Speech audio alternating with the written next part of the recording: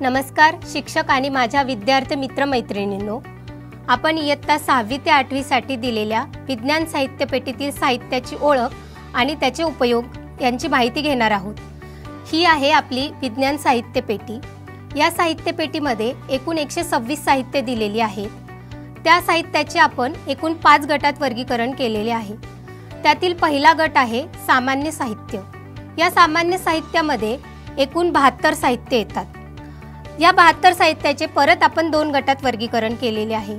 त्यातील पहिला गट आहे गट अ आणि या गट अ मध्ये एकूण 51 साहित्य येतात। चला तर मग आपण आता या गट अ मधील साहित्याची ओळख करून घेऊया।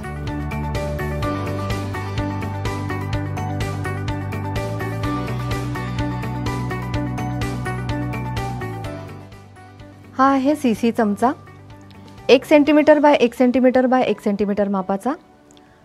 याचे उपयोग असे आहेत: रासायनिक द्रव्ये घेण्यासाठी चमचा म्हणून, छोट्या भांड्यांची मापे पडताळण्यासाठी आणि आकारमान मोजण्यासाठी। हा आहे ताणकाटा, 250 ग्रॅम वजनापर्यंतच्या वस्तूचे मोजमाप करण्याकरता याचा उपयोग होतो। सपाट पृष्ठभागावर वस्तूवर लावलेल्या बलाचे मोजमाप करण्याकरता याचा उपयोग होतो। रोलरवर वस्तू खेचतानाची सुलभता दर्शविण्यासाठी आणि विविध धातूंच्या घनतेची संकल्पना स्पष्ट करण्यासाठी याचा उपयोग होतो। हे दशांश घनपात्र आहे। घनाकृतीची संकल्पना स्पष्ट करण्यासाठी याचा उपयोग होतो। 1 लिटर पर्यंतच्या द्रवाचे मापन करण्याकरता पात्र म्हणून याचा उपयोग होतो। लांबी, क्षेत्रफळ, घनफळ आणि द्रवाचे एकक यांच्यातील सहसंबंध स्पष्ट करण्यासाठी याचा उपयोग होतो। असमान कागद, पाने यांचे क्षेत्रफळ काढण्याकरता याचा उपयोग होतो। हा प्रयोगशाळा तापमापक आहे। वेगवेगळ्या स्थायू, द्रव आणि वायू पदार्थांचे तापमान याने मोजता येते।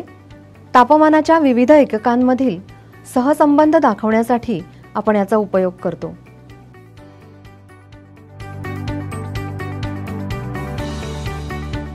हा वैद्यकीय तापमापक आहे। मानवी शरीराचे तापमान मोजण्यासाठी याचा उपयोग केला जातो।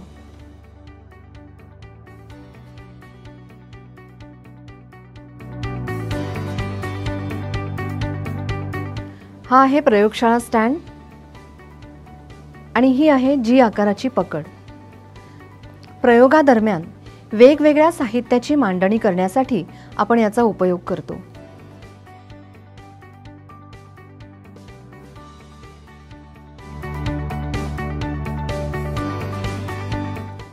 हा आहे केरोसिन दिवा। वेगवेगळ्या प्रयोगात उष्णता देण्यासाठी गॅस बर्नर ऐवजी आपण याचा उपयोग करतो। धुरांड्याचं तत्व समजून घेण्यासाठी सुद्धा या दिव्याचा उपयोग करतो। हा 3 पायांचा स्टँड आहे। प्रयोगादरम्यान उष्णता देण्याकरता याचा उपयोग होतो। अशा पद्धतीने उपकरणांची मांडणी केली जाते।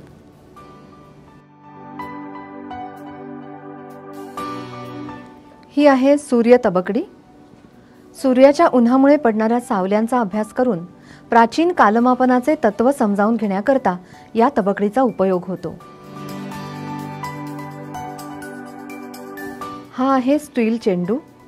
याला अडकवण्यासाठी असं हुक आहे। याचा उपयोग घर्षणाच्या प्रयोगात केला जातो। दोलनाची गती समजावून घेण्यासाठी याचा उपयोग होतो आणि दोलकाचा आंदोलन काल काढण्यासाठी सुद्धा याचा उपयोग केला जातो।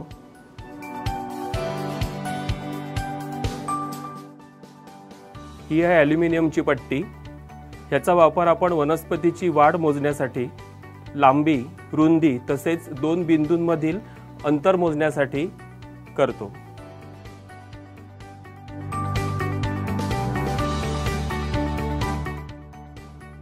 ही आहे कप्पी। कप्पीचा वापर साध्या यंत्रातील कप्पी ही संकल्पना स्पष्ट करण्यासाठी केला जातो।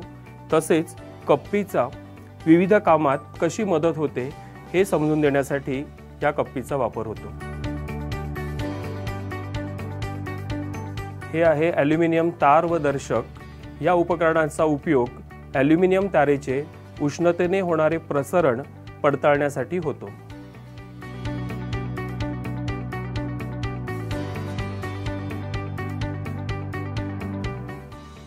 ही आहे द्विधातू पट्टी। याचा वापर उष्णता नियंत्रकाचे म्हणजेच थर्मोस्टॅटचे कार्य समजावून देण्यासाठी केला जातो।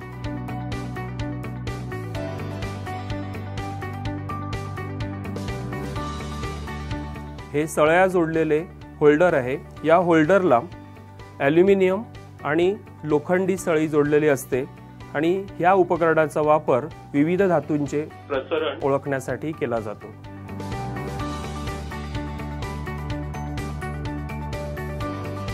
ही आहे सतारीची तार किंवा पोलादी तार।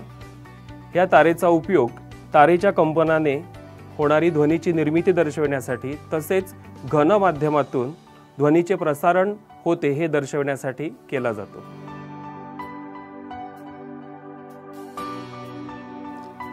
ही आहे बनाना क्लिप असलेली जोडणीची तार। या तारेचा उपयोग विविध विद्युत आधारित कृती करताना विद्युत परिपथ जोडण्यासाठी केला जातो। ही आहे वितळ तार आणि विद्युत धारेचा औष्णिक परिणाम दर्शवणारी प्रतिकृती। वितळ तारेचा उपयोग वितळ तारेचे कार्य समजावून देण्यासाठी होतो। या उपकरणाचा उपयोग विद्युत ऊर्जेचे औष्णिक ऊर्जेत होणारे रूपांतर दर्शविण्यासाठी केला जातो। हा आहे विद्युत रोधांचा संच 5 ओहम, 10 ओहम आणि 20 ओहम। या रोधांचा उपयोग एकसर व समांतर जोडणीतील परिणामी विद्युत रोध अभ्यासण्यासाठी केला जातो। विद्युत रोधांच्या या संचाचा उपयोग विद्युत वाहकातील रोधावर परिणाम करणाऱ्या घटकांचा अभ्यास करण्यासाठी होतो। त्याचप्रमाणे वाहकातून वाहणारी विद्युतधारा ही वाहकाच्या विद्युत रोधावर अवलंबून असते, म्हणजेच ओहमचा नियम स्पष्ट करण्यासाठी केला जातो। ही आहे चुंबक सूची। या चुंबक सूचीचा वापर पूर्वीच्या काळी दिशा ओळखण्यासाठी दिशादर्शक म्हणून केला जात असे। तसेच चुंबकाच्या ध्रुवाचा चुंबक सूचीवर होणारा परिणाम दर्शविण्यासाठी या चुंबक सूचीचा वापर केला जातो। विज्ञान साहित्य किटमधील साहित्याची आपण ओळख करून घेत आहोत। सर्वप्रथम आपण ओळख करून घेऊया या जोडणी फलकाची। हे जोडणी फलक विद्युत परिपथामध्ये व्होल्टमीटर, ॲमीटर किंवा गॅल्व्हॅनोमीटर जोडण्यासाठी वापरलं जातं। हे आहे रेस्ट्रिक उपकरण आणि या रेस्ट्रिक उपकरणामध्ये सहभागी असणारे इतर साहित्याची सुद्धा आपण ओळख करून घेणार आहोत। या रेस्ट्रिक उपकरणामध्ये सुरुवातीला इथं तुम्हाला बाहेरचं आवरण दिसतं। इथं काही खाच आहेत। या खाचेतून सूर्यप्रकाशाची किरणशलाका बाहेर येतात। याच्या मागच्या बाजूला होल्डर आहे आणि या होल्डरमध्ये स्क्रूच्या आकाराचा बल्ब इथं जोडलेला आहे। हा बल्ब बॅटरीला जोडल्यानंतर या बल्बमधून प्रकाश बाहेर येतो आणि या खाचेतून किरणशलाका बाहेर येतात। याशिवाय या रेस्ट्रिक उपकरणामध्ये आपण वेगवेगळे साहित्य वापरत असतोय। हे आहे ग्लास स्लॅब, काचेची चिप म्हणतो याला। त्यानंतर आहे प्रिझम, काचेचं प्रिझम आहे। अंतर्गोल भिंग, बहिर्गोल भिंग, ह्या ॲल्युमिनियमचे आरसे आहेत। हे अंतर्वक्र आरसा, सपाट आरसा आणि हा बहिर्वक्र आरसा। यानंतर या रेस्ट्रिक उपकरणाचा उपयोग म्हणजे तो या बल्बच्या प्रकाशातून या खाचेतून जी किरणशलाका बाहेर येते, या किरणशलाकांच्या सहाय्यानं आपण बहिर्वक्र भिंग किंवा अंतर्वक्र भिंगाचं नाभी अंतर मोजू शकतो। प्रकाश किरण एका सरळ रेषेत जातात याचा अभ्यास करू शकतो। याच्याशिवाय भिंगामध्ये होणारं अपसरण किंवा अभिसरण कसं होतं याचा अभ्यास करू शकतो। शिवाय भिंगांची नाभी अंतरं आणि भिंगापासून मिळणारे किंवा आरशापासून मिळणाऱ्या प्रतिमांचा आपण इथं अभ्यास करू शकतो। काचेच्या चिपेतून जाणाऱ्या प्रकाश किरणाचा मार्ग आखू शकतो किंवा मार्गाचा अभ्यास करू शकतो। प्रकाशाचं होणारं अपवर्तन आपण पाहू शकतो प्रिझममधून प्रकाश किरण गेल्यानंतर त्या प्रकाश किरणाचं विभक्तीकरण होऊन 7 रंग कसे तयार होतात याचा देखील अभ्यास करण्यासाठी या रेस्ट्रिक उपकरणाचा उपयोग होतोय। आणि या रेस्ट्रिक उपकरणामधून या ज्या किरण शलाका बाहेर पडतात या लाईट बीमचा वापर करून या सगळ्या साधनांच्या सहाय्यानं प्रकाश आणि प्रकाशी उपकरणाच्या संबंधी जे काही उपयुक्त असे प्रयोग आहेत ते प्रयोग करण्यासाठी रेस्ट्रिक उपकरण उपयुक्त आहे। आता आपण ओळख करून घेऊया रंगीत चकतीची। ही आहे रंगीत चकती। या रंगीत चकतीमध्ये 7 रंग दर्शवलेले आहेत। जेव्हा हे आपण फिरवतो त्यावेळेला या 7 रंग फिरल्यामुळे त्याच्या गतिमानतेमुळे हे 7 रंग एकमेकांमध्ये मिसळतात आणि त्याच्या मिश्रणातून पांढरा रंग तयार होतो। हे दर्शवण्यासाठी आपण हे उपकरण वापरणार आहोत। आता आपण ओळख करून घेऊया रबरी बुचात बसवलेली ॲल्युमिनियमची चकती। ही चकती ॲल्युमिनियमची आहे आणि ती रबरी बुचात या पद्धतीने बसवलेली आहे। ही ॲल्युमिनियमची छोटीशी सळई आहे। या सळईला आपण ॲल्युमिनियमची पट्टी किंवा कोणत्याही धातूची पट्टी जोडून जेव्हा हे बेलजारमध्ये असं बसवतो या चकतीचा वापर करून इलेक्ट्रोस्कोपचं उपयोजन दर्शवलं जातं।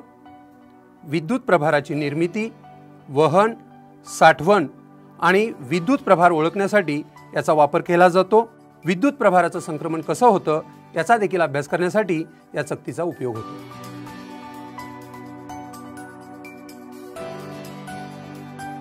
हे आहेत थर्मोकॉलचे चेंडू। विद्युत स्थितिक प्रभार दाखवण्यासाठी त्यांचा उपयोग होतो। ही आहे पारदर्शक PVC नळी। स्टेथोस्कोप बनवताना या पद्धतीने नरसाळ्याला जोडण्यासाठी त्याचा उपयोग करतो। आता आपण पाहूया नादकाटा। कंप पावणाऱ्या वस्तूपासून ध्वनीची निर्मिती होते हे दर्शवण्यासाठी नादकाट्याचा उपयोग केला जातो। रबरी पॅडवर असा नादकाटा आदळल्यानंतर त्याचे दोन्ही बाहू कंप पाहू लागतात आणि त्यातून ध्वनी तरंगाची निर्मिती होते। हे ध्वनी तरंग कसे प्रसरण पावतात हे स्लिंकीच्या साहाय्याने देखील आपण पाहू शकतो आणि स्लिंकीच्या साहाय्याने ध्वनी तरंग दर्शवण्यासाठी या नादकाट्याचा उपयोग केला जातो। द्रव पदार्थाचे मापन करण्यासाठी या सिरिंजचा वापर करतात। 5 ते 10 ml द्रवाचं मापन या सिरिंजच्या साहाय्याने करता येतं। द्रव पदार्थाचं स्थानांतरण करण्यासाठी एका ठिकाणाहून द्रव पदार्थ घेऊन दुसऱ्या ठिकाणी त्याचं स्थानांतरण करण्यासाठी या सिरिंजचा वापर करतात।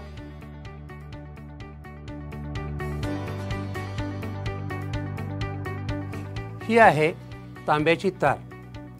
विद्युत परिपथामध्ये साधनांची जोडणी करत असताना या तांब्याच्या तारेचा उपयोग होतो। याशिवाय विद्युत चुंबक तयार करत असताना या तांब्याच्या तारेचा उपयोग होतो। क्षरणकारी, अक्षरणकारी पदार्थ तसेच क्षरण रोखण्यासाठी देखील या तांब्याच्या तारेचा उपयोग होतो।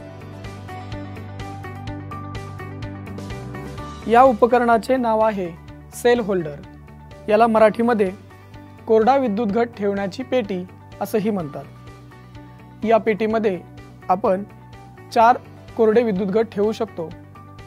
यामध्ये वेगवेगळे कोरडे विद्युत घट आपल्याला ठेवता येतात। विद्युत परिपथामध्ये या पेटीचा आपल्याला उपयोग करता येतो। या साहित्याचे नाव आहे कोनमापक। या कोनमापकाच्या सहाय्याने आपण 0 ते 180 पर्यंतचे कोन मोजू शकतो। तसेच दिलेला कोन आपण कोनमापकाच्या सहाय्याने मोजू शकतो।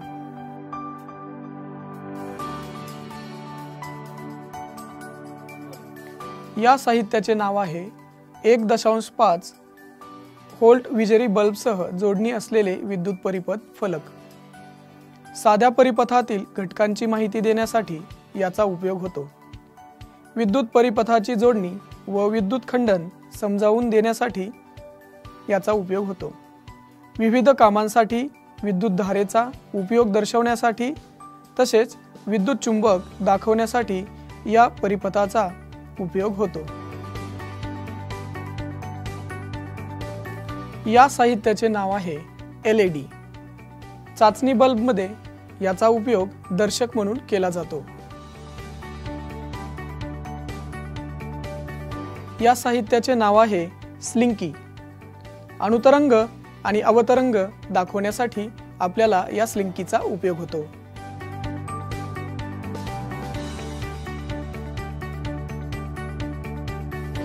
या साहित्याचे नाव आहे चुंबके। यामध्ये नालाकृती चुंबक, दंडगोल चुंबक, गोल चुंबक, चकती चुंबक आणि पट्टी चुंबक या चुंबकांचा उपयोग आपण चुंबकीय गुणधर्म समजावून देण्यासाठी करू शकतो। ध्रुवाजवळ चुंबकाची शक्ती ही जास्त असते, तर चुंबकाच्या मध्यभागी चुंबकीय शक्ती ही कमी असते। चुंबकाचे ध्रुवीय अस्तित्व दर्शवण्यासाठी आपल्याला या चुंबकांचा उपयोग होतो। मुक्त टांगलेला चुंबक नेहमी दक्षिणोत्तर स्थितीमध्ये स्थिर राहतो। हा प्रयोग आपण या चुंबकांच्या सहाय्याने करून पाहू शकतो। चुंबकाच्या सजातीय ध्रुवांमध्ये प्रतिकर्षण असते व चुंबकाच्या विजातीय ध्रुवांमध्ये आकर्षण असते, हे दाखवण्यासाठी आपण या चुंबकांचा वापर करू शकतो। चुंबकीय क्षेत्रांचं अस्तित्व दर्शवण्यासाठी आपल्याला या पट्टी चुंबकाचा उपयोग होतो। या साहित्याचे नाव आहे रबरी बुचामध्ये बसवलेले स्टेनलेस स्टीलचे इलेक्ट्रोड्स। याचा उपयोग बेलजारच्या सहाय्याने विद्युत अपघटनाची संकल्पना दर्शवणे, पाणी हे ऑक्सिजन व हायड्रोजन यांचे मिश्रण आहे, ही संकल्पना समजावून देण्यासाठी होतो। दोन वायूंच्या प्रमाणाचे गुणोत्तर जाणून घेण्यासाठी तसेच हायड्रोजन व ऑक्सिजन यांची चाचणी घेण्यासाठी या जोडणीचा उपयोग होतो। या साहित्याचे नाव आहे पाश्चर शोषनळी। विविध रसायनांच्या स्थानांतरणासाठी या शोषनळीचा उपयोग होतो। हे प्लास्टिकचे नरसळे।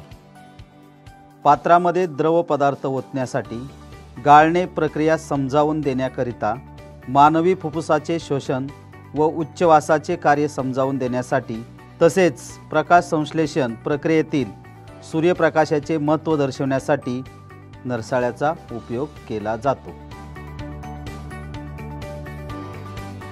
रासायनिक प्रक्रियेत किंवा रासायनिक पृथक्करणात घटक पदार्थांच्या किंवा उत्पादक पदार्थांच्या गाळण प्रक्रियेकरता गाळण कागदाचा उपयोग होतो।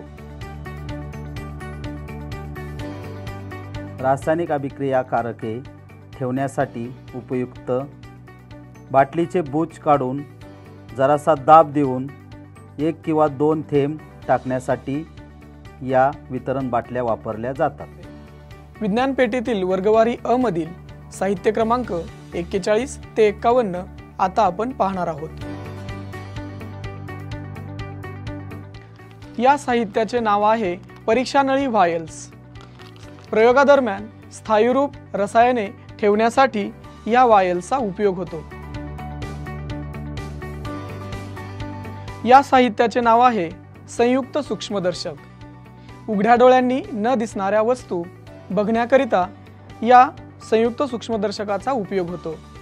तसेच कीटकांचे निरीक्षण, त्यांची रचना पाहण्याकरिता या संयुक्त सूक्ष्मदर्शकाचा उपयोग होतो। विज्ञान पेटीमध्ये दिलेल्या काचपट्ट्या अर्थात स्लाइड्स यांचे निरीक्षण करण्याकरिता सुद्धा या संयुक्त सूक्ष्मदर्शकाचा उपयोग होतो। या साहित्याचे नाव आहे मोजनळी। इंग्रजीमध्ये याला मेजरिंग सिलेंडर असेही म्हणतात। 0 ते 100 ml च्या दरम्यानचं द्रव आपण या मोजनळीच्या सहाय्याने मोजू शकतो। प्रयोगादरम्यान विविध द्रव पदार्थांचं मोजमाप करण्याकरिता याचा उपयोग होतो। तसेच पात्र म्हणून याचा उपयोग होतो। या साहित्याचं नाव आहे परीक्षा नळी मांडणी। रासायनिक अभिक्रिया झाल्यानंतर परीक्षा नळी ठेवण्याकरिता याचा उपयोग होतो। तसेच गरज नसताना परीक्षा नळ्या ठेवण्यासाठी या परीक्षा नळी मांडणीचा उपयोग होतो। या साहित्याचे नाव आहे जाळपळी। प्रयोगादरम्यान मॅग्नेशियमची फीत जाळण्याकरिता किंवा हवेतील ऑक्सिजनचे शेकडा प्रमाण दाखवणाऱ्या प्रयोगामध्ये या जाळपळीचा उपयोग होतो। या साहित्याचे नाव आहे बाष्पण पात्र। प्रयोगादरम्यान पदार्थांना उष्णता देण्याकरिता याचा उपयोग होतो। तसेच वेगवेगळे स्थायीरूप द्रवरूप पदार्थ ठेवण्याकरिता पात्र म्हणून याचा उपयोग केला जातो। या साहित्याचे नाव आहे पाण्याची बाटली। विज्ञान पेटीतील विविध उपकरणे धुण्यासाठी विविध उपकरणे स्वच्छ करण्यासाठी या बाटलीचा उपयोग केला जातो। या साहित्याचे नाव आहे विद्युत जनित्र। विद्युत निर्मिती प्रयोगामध्ये विद्युत निर्मिती कशी होते हे दाखवण्याकरिता या साहित्याचा उपयोग होतो। ऊर्जेचे रूपांतरण दाखवण्याकरिता हे साधन उपयुक्त आहे। विद्युत रोधकांचा संच असलेल्या प्रयोगात याचा उपयोग होतो। प्रकाशविषयक प्रयोगात विजेचा दिवा कसा प्रकाशित होतो हे दाखवण्याकरिता या विद्युत जनित्राचा उपयोग होतो।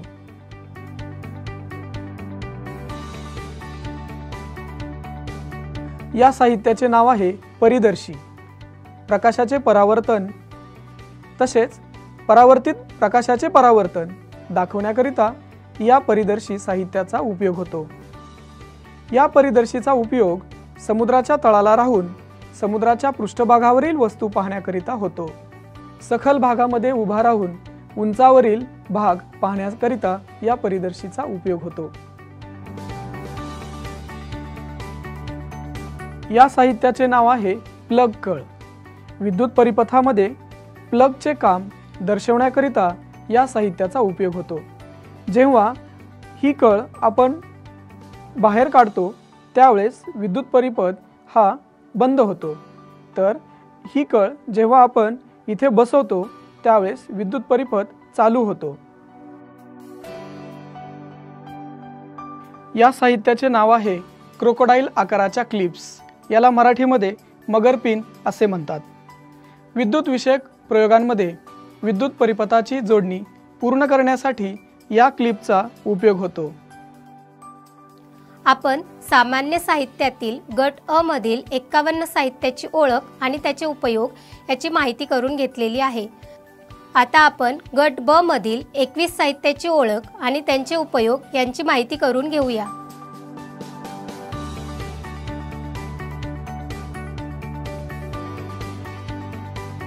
सामान्य साहित्यामधील पहिलं साहित्य आपण पाहणार आहोत। त्या पहिल्या साहित्याचं नाव आहे रबर बँड। तर या ठिकाणी तुम्हाला संमिश्र आकाराची रबर बँड दिलेली आहेत आणि या रबर बँडचा वापर जो आहे तो कोणत्या पद्धतीने केला जातो किंवा कोणत्या प्रयोगामध्ये केला जातो या ठिकाणी आपण समजून घेणार आहोत। यामधलं जर एक रबर बँड जर मी काढलं आणि हे रबर बँड मी ताणलं तर यामध्ये स्थितीज ऊर्जा तयार होते आणि स्थितीज ऊर्जा म्हणजे काय हे विद्यार्थ्यांना समजून देण्यासाठी या रबर बँडचा पहिला वापर होतो। त्यानंतर दुसरा वापर म्हणजे हे रबर बँड जर आपण ताणलं असता तर याच्यामध्ये कंपनं तयार होतात आणि ती कंपनं आपण तयार करते वेळी किंवा तयार होते वेळी ध्वनी तयार होतो। कंपनं आणि ध्वनी हे समजावून देण्यासाठी विद्यार्थ्यांना या साहित्याचा वापर केला जातो। आपण दुसरं साहित्य पाहतोय त्या साहित्याचं नाव आहे फुगे। तुम्हाला विविध रंगाची विविध आकाराची या ठिकाणी फुगे दिलेले आहेत। याचा वापर आपण विज्ञानामध्ये कसा करायचा हे या ठिकाणी थोडक्यात आपण बघणार आहोत। पहिला वापर जो आहे तो म्हणजे या फुग्यामध्ये आपण जर पाणी भरलं आणि एका बाजून जर आपण ध्वनी निर्माण केला तर तो ध्वनी पाण्यामधून कसा प्रसारित होतो हे या ठिकाणी आपल्याला दाखवता येतं। त्यानंतर दुसरा वापर जो आहे तो म्हणजे दाबाचा। हा फुगा जर आपण फुगवला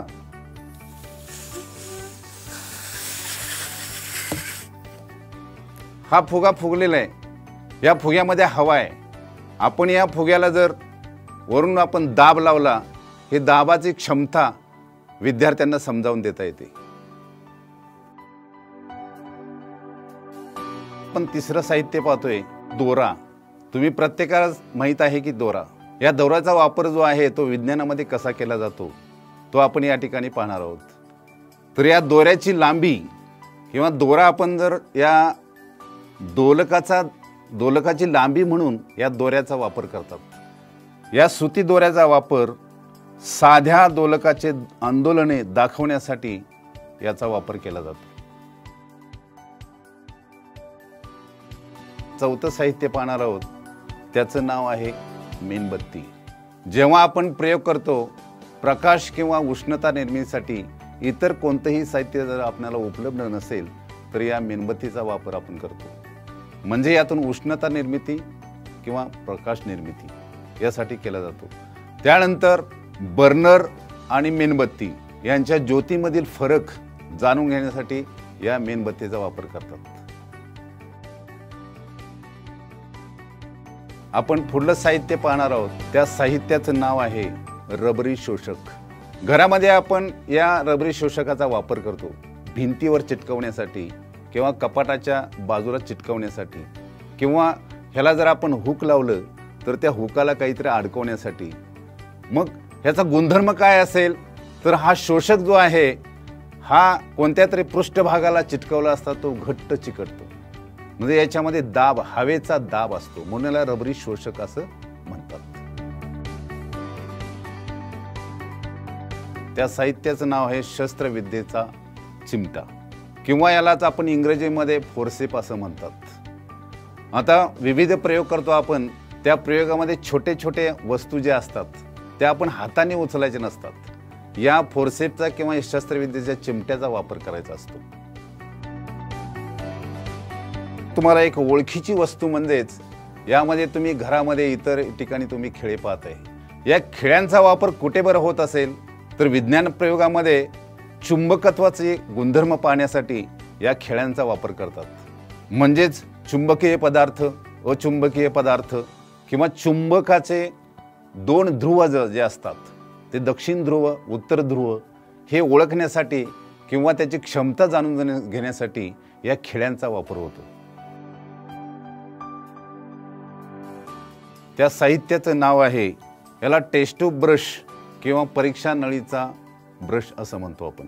मग आता याचा वापर कसा करत असेल किंवा कशासाठी करतात तर रसायनशास्त्रामध्ये आपण परीक्षा नळी वापरतो, आणि परीक्षा नळी वापरल्यानंतर त्याच्यामध्ये काही रसायनं असतात ते आपण बोटाने किंवा इतर साहित्याने काढता येत नाहीत, म्हणून परीक्षा नळीमधील जी रसायनं राहिलेली असतात ती रसायनं स्वच्छ करण्यासाठी या ब्रशचा वापर करतात।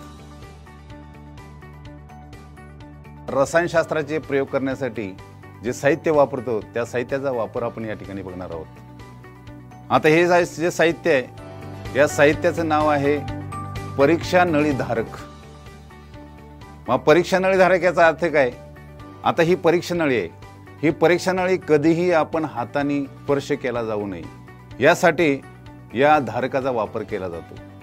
आता परीक्षा नळीचा धारकाचा वापर कसा केला जातो किंवा कोणत्या प्रकारे याचा यूज करतात किंवा वापर करतात हे पहा।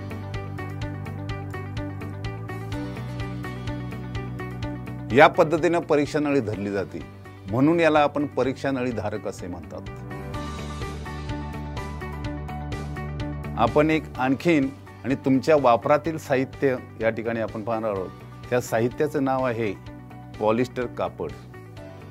आता या पॉलिस्टर कापडाचा वापर जो आहे भौतिकशास्त्रामध्ये आपण जे धन विद्युत प्रभार आणि ऋण विद्युत प्रभार कसे होतात हे दाखवण्यासाठी किंवा निर्मिती करण्यासाठी आपण या पॉलिस्टर कापडाचा वापर करतो। याच्यामध्ये काचेची कांडी किंवा प्लॅस्टिकची पट्टी या पॉलिस्टर कपड्यावर आपण घासली असता त्याच्यामध्ये धन आणि ऋण विद्युत प्रभार तयार होतात। या प्रयोगासाठी या पॉलिस्टर कापडचा वापर करतात। ह्या साहित्याचे नाव आहे लोकरी कापड। ह्याचा उपयोग प्रयोगादरम्यान घासून विद्युत प्रभार निर्मितीसाठी केला जातो। ह्या साहित्याचे नाव आहे थर्मोकॉल शीट। ह्याचा उपयोग प्रयोगादरम्यान माउंटिंग बोर्ड म्हणून केला जातो। त्याचप्रमाणे विद्युतदर्शीच्या प्रयोगात देखील ह्याचा उपयोग केला जातो। ह्या साहित्याचे नाव आहे एका बाजूने लोकरी कापड असलेली पट्टी। ह्याचा उपयोग पारदर्शक, अर्धपारदर्शक आणि अपारदर्शक माध्यमातील फरक दर्शवण्यासाठी केला जातो। त्याचप्रमाणे स्थितिक प्रभारासाठी देखील याचा उपयोग केला जातो। या साहित्याचे नाव आहे चमकणारी काचेची पट्टी। ह्याचा उपयोग प्रयोगादरम्यान कोरडे लगद्यासारखे द्रव पदार्थ एकमेकांमध्ये मिसळण्यासाठी केला जातो। ह्या साहित्याचे नाव आहे सपाट आरशे। ह्याचा उपयोग शोभादर्शी किंवा कॅलिडोस्कोप तयार करण्यासाठी केला जातो।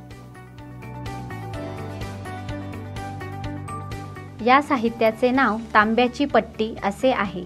तांब्याच्या पट्टीचा उपयोग विद्युत अपघटनाच्या प्रयोगात इलेक्ट्रोड्स म्हणून केला जातो।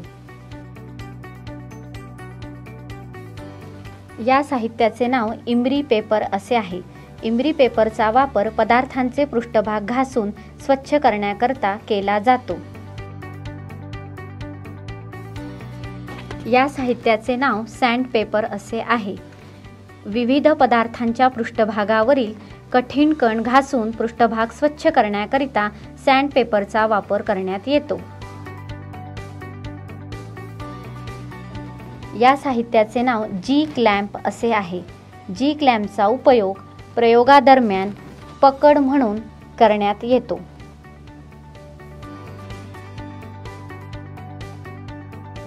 या साहित्याचे नाव भिंगे व गोलाकार आरशाचे स्टँड असे आहे।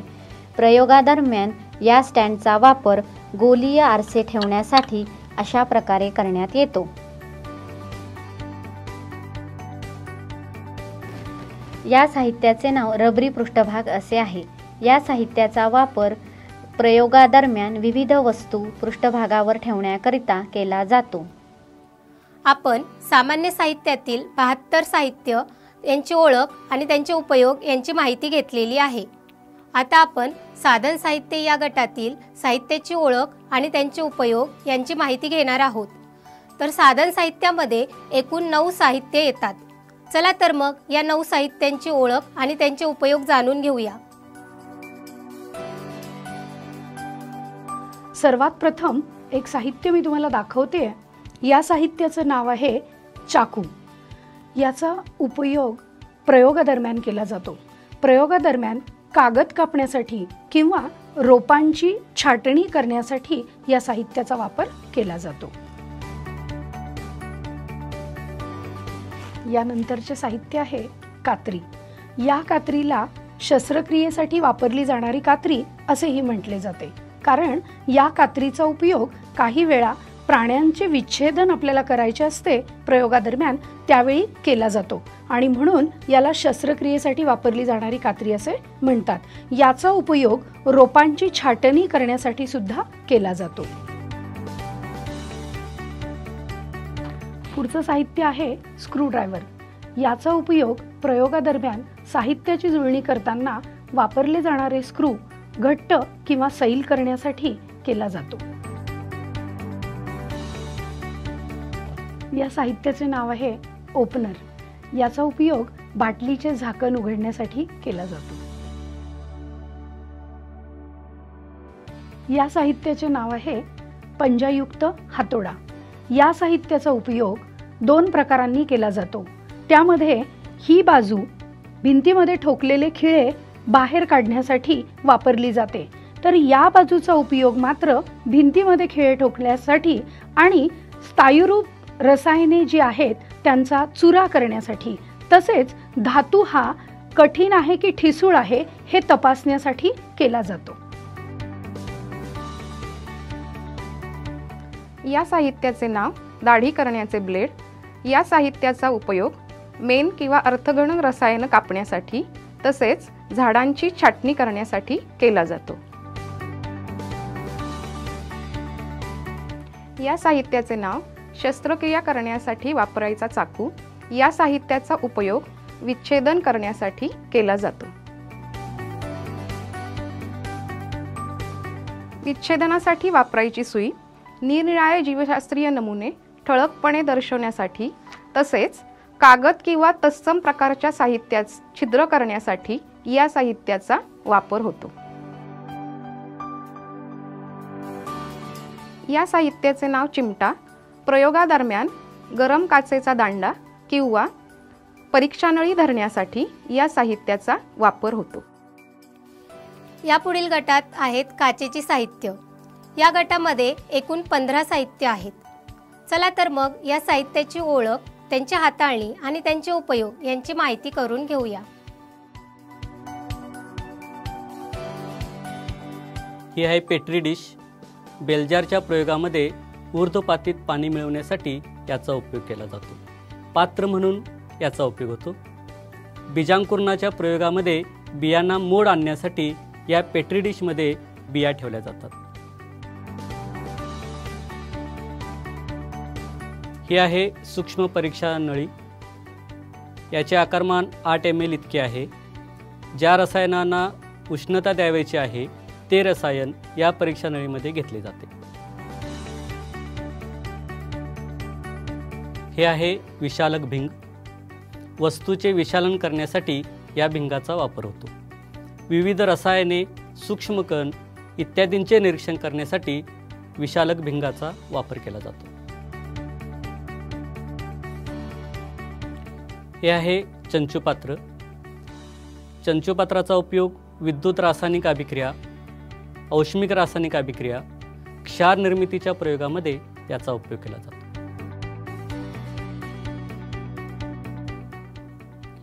ही आहे काचपट्टी. विविध नमुने गोळा करण्यासाठी या काचपट्टीचा उपयोग केला जातो.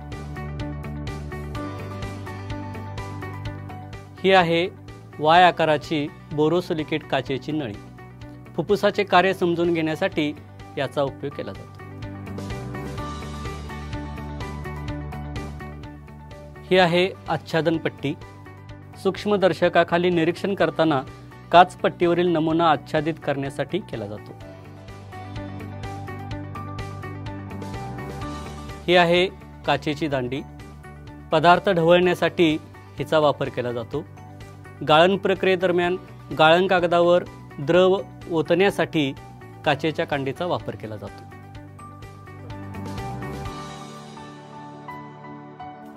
ही आहे विद्युत हंडी. फुफ्फुसाचे कार्य समजून देण्याच्या प्रयोगामध्ये विद्युत हंडीचा वापर केला जातो. विद्युत विघटन क्रिया दर्शवण्यासाठी सुद्धा या विद्युत हंडीचा वापर केला जातो. ही आहे 2 तोंडे असलेली निमुळते बाटली. हवेतील ऑक्सिजनचे प्रमाण दर्शवण्यासाठीच्या प्रयोगात हिचा वापर होतो. अधातूंचे आम्ल आम्लारी गुणधर्म दर्शवण्यासाठीही हिचा वापर होतो. हे आहे द्विआंतरगोल भिंग. तसेच हे आहे द्विबहिर्गोल भिंग. पडद्यावर प्रतिमा निर्मितीसाठी या भिंगांचा वापर केला जातो. हा आहे अंतर्वक्र आरसा. हा आहे बहिर्वक्र आरसा. पडद्यावर प्रतिमा निर्मिती करण्यासाठी या आरशांचा वापर केला जातो. ही आहे W आकाराची नळी. वायूच्या गुणधर्माची चाचणी घेण्याकरिता हिचा वापर केला जातो. ही काचेची नळी. या काचेच्या नळीचा उपयोग रसायनशास्त्रातील विविध प्रयोगात विविध पद्धतीने वापर केला जातो. ही काचेची तबकडी. या तबकडीचा उपयोग स्थायू पदार्थाचे वजन करताना किंवा स्थानांतरण करताना ठेवण्यासाठी वापर केला जातो. या तबकडीला कधीही उष्णता देऊ नये. या पुढील गट आहे तो रसायनांचा. या रसायनांमध्ये एकूण 15 रसायने आहेत. चला तर मग या रसायनांची ओळख आणि त्यांचे उपयोग यांची माहिती घेऊया. आता पाहूया सूक्ष्मजीवांच्या नमुन्यांच्या कायमस्वरूपी काचपट्ट्या. पहिली काचपट्टी आहे हायड्रा. दुसरी काचपट्टी आहे अमिबा आणि तिसरी काचपट्टी आहे पॅरामेशियम. सूक्ष्मदर्शकाखाली अशा पद्धतीने ही स्लाइड ठेवायची आणि आपण त्याचं निरीक्षण करू शकतो.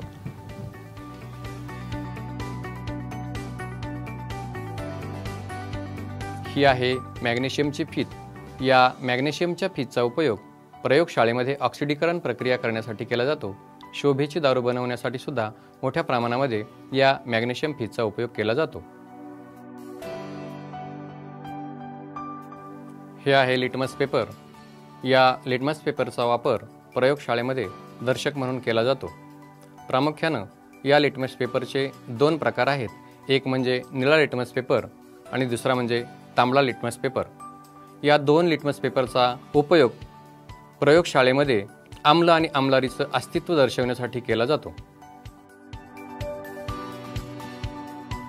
हे आहे आयोडीनचं द्रावण। प्रयोगशाळेमध्ये या आयोडीनच्या द्रावणाचा उपयोग पिष्टमय पदार्थांचं अस्तित्व दाखवण्यासाठी केला जातो। निर्जंतुक करण्यासाठी सुद्धा या आयोडीनचा उपयोग प्रामुख्याने केलेला दिसून येतो। हे आहे तुरटीचे स्फटिक। पावसाळ्याच्या दिवसामध्ये पाण्याचं शुद्धीकरण करण्यासाठी या तुरटीचा उपयोग मोठ्या प्रमाणामध्ये केला जातो। प्रयोगशाळेमध्ये विविध प्रकारचे प्रयोग करण्यासाठी सुद्धा या तुरटीचा उपयोग अवश्य केला जातो।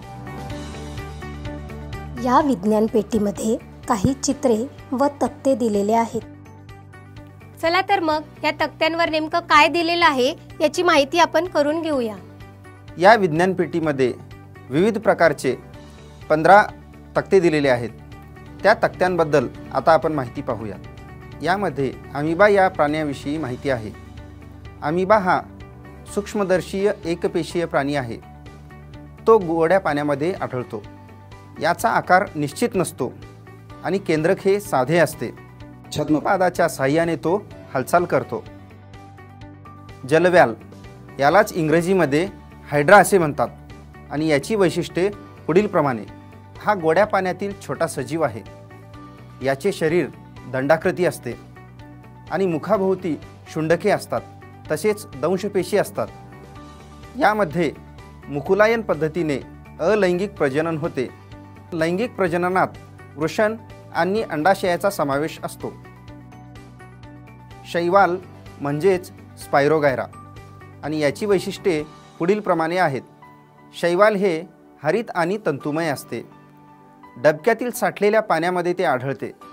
फितीसारखे हरितद्रव्य असते आणि चांदणीच्या आकाराचे केंद्रक असते। याचे शरीर हे अशाकीय असते। बुरशी किंवा म्युकर याची वैशिष्ट्ये पुढीलप्रमाणे आहेत। पावावरील बुरशी। बुरशी अहरित म्हणजेच रंगहीन असते। यामध्ये तंतुमय अशाकीय कवकतंतू असतात।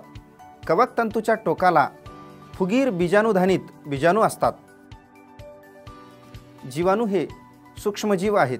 ते सर्वत्र आढळतात। याच्या केंद्रकाला पटल नसते, म्हणजेच आदिकेंद्रकी पेशी असतात। बहुतेक सूक्ष्मजीव उपयुक्त आहेत, पण काही रोगकारक सुद्धा आहेत। किण्वपेशी या सूक्ष्मदर्शीय एकपेशीय कवक आहेत। बेकर्स ईस्ट म्हणून त्या ओळखल्या जातात। यामध्ये अलैंगिक प्रजनन हे कलिकायन पद्धतीने होते। किण्वन प्रक्रिया घडवून आणणारे हे कवक आहे। नोस्टॉक हे नीलहरित शैवाल आहे। याचे शरीर धाग्यासारखे मणियुक्त असते। यामध्ये विशेष हेट्रोसिस्ट पेशी असतात आणि या हेट्रोसिस्ट पेशी भाताच्या शेतामध्ये नायट्रोजनचे स्थिरीकरण करतात। मलेरिया पसरवणारा डास म्हणजेच ॲनाफिलिस या कीटकात छोट्या छोट्या तुकड्यांनी जोडून तयार झालेली उपांगे व पंखांची जोडी असते। याच्या जीवनचक्रात 4 अवस्था असतात। पहिली अंडी, अळी, कोश आणि प्रौढ डास। हा मलेरिया फैलवणारा डास आहे। मलेरियासाठी कारणीभूत असणारा रोगजंतू म्हणजेच प्लाझ्मोडियम माणसाच्या शरीरात पोहोचवतो। मादीमध्ये रक्त शोषून घेणारे तोंडाचे भाग असतात। पानाच्या पापुद्र्यात दिसणारे पर्णरंध्र याची वैशिष्ट्ये पुढीलप्रमाणे। पानाच्या पृष्ठभागावर दिसणाऱ्या सूक्ष्मदर्शीय छिद्रांना पर्णरंध्रे म्हणतात। वृकाच्या आकाराच्या संरक्षक पेशींची जोडी पर्णरंध्र तयार करते। रंध्र हे दिवसा उघडते तर रात्री बंद होते। या रंध्रांमार्फत वायूंची देवाणघेवाण होते व पाण्याचे बाष्पोत्सर्जन होते। या चित्रामध्ये रेशीम किड्याचे जीवनचक्र आहे आणि याची वैशिष्ट्ये पुढीलप्रमाणे आहेत. रेशीम किड्याचे जीवनचक्र 4 टप्प्यात होते. अंडी, अळी, कोश आणि प्रौढ पतंग. रेशीम किड्यांची प्रौढ मादी तुतीसारख्या झाडांच्या पानावर अंडी घालते. या अंडीतून बाहेर पडणारी अळी तुतीची पाने खाते. कोशापासून कच्च्या स्वरूपातील रेशीम मिळते. या चित्रांमध्ये बीजांकुरणाच्या अवस्था दाखवल्या आहेत. बीजांकुरणाची वैशिष्ट्ये. बीजाला पाणी, हवा आणि योग्य तापमान मिळाले की बीजांकुरणास सुरुवात होते. बीजाचे आवरण फुगून बीच्या आतून येणारे आदिमूळ हे जमिनीच्या दिशेने तर अंकुर हे जमिनीच्या वर वाढू लागते. दलाचा भाग हळूहळू बाजूला होऊन वाढ होते. अंकुरापासून खोडाची तर आदिमुळापासून मुळांची वाढ होते. यामध्ये गांडूळ आणि गोगलगाय यांचे प्रचलन दाखवले आहे. यांची वैशिष्ट्ये पुढीलप्रमाणे आहेत. गांडुळाची वैशिष्ट्ये. वैशिष्ट्य क्रमांक 1. केसांसारखे दृढ रोम आणि विशिष्ट स्नायूंच्या मदतीने प्रचलन करतो. दृढ रोमामुळे शरीराच्या खालच्या बाजूला मातीवर पकड घेता येते. स्नायूच्या आकुंचनामुळे शरीराच्या छोट्या छोट्या खंडांची मागे पुढे हालचाल होते. गोगलगायीची वैशिष्ट्ये. गोगलगाय मांसल अवयवाच्या साह्याने हालचाल करते. शरीरातून श्रवणाऱ्या द्रवाच्या साह्याने ती मातीच्या पृष्ठभागावरून संतपणे सरकत जाते. वाळवंटी प्रदेशातील वनस्पती आहेत. क्रमांक 1 निवडुंग आणि क्रमांक 2 कोरफड. त्यांची वैशिष्ट्ये पुढीलप्रमाणे. पाण्याची कमतरता असलेल्या वाळवंटी भागात निवडुंग, कोरफड यासारख्या वनस्पती आढळतात. पाणी साठवून ठेवण्यासाठी पानांचे काट्यांमध्ये रूपांतर झालेले असते. जाड, हिरवे, पसरट आणि मांसलखोड प्रकाश संश्लेषणाचे कार्य करते. जमिनीत खूप खोलवर असलेले पाणी मिळवण्यासाठी लांब मुळांचा उपयोग होतो. पानावर जाड व चमकदार आवरण असते. या चित्रात जलीय वनस्पती आहेत. क्रमांक 1 जलपर्णी आणि 2 कमळ. यांची वैशिष्ट्ये पुढीलप्रमाणे. जलाशयात आढळणाऱ्या या वनस्पती आहेत. उदाहरणार्थ जलपर्णी आणि कमळ. पाणीमध्ये शिरू नये म्हणून पानावर मेंचट पदार्थाचा थर असतो. पानाच्या वरच्या बाजूला खूप पर्णरंध्रे असतात. खोड आणि पानाचे देठ यामध्ये हवेच्या पोकळ्या असतात. या चित्रामध्ये शाकीय प्रजनन दर्शविले आहे. वैशिष्ट्ये पुढीलप्रमाणे आहेत. काही वनस्पतींमध्ये मूळ, खोड, पान यासारख्या शाकीय अवयवांमार्फत प्रजनन होते. रताळे या वनस्पतीमध्ये मुळांद्वारे प्रजनन होते. कंदावर असलेल्या डोळ्यांच्या साहाय्याने बटाटा आणि आले यामध्ये प्रजनन होते. पानफुटीच्या पानांच्या कडांवर असणाऱ्या मुकुलांपासून नवीन वनस्पती तयार होते. शाकीय प्रजनन ही या वनस्पतींमधील अलैंगिक प्रजननाची सामान्य पद्धती आहे. अशा प्रकारे आपण विज्ञान साहित्य पेटीतील सर्व साहित्याची ओळख आणि त्यांचे उपयोग यांची माहिती करून घेतलेली आहे. आता आपण या साहित्याचा उपयोग करून वेगवेगळे प्रयोग करूया. धन्यवाद.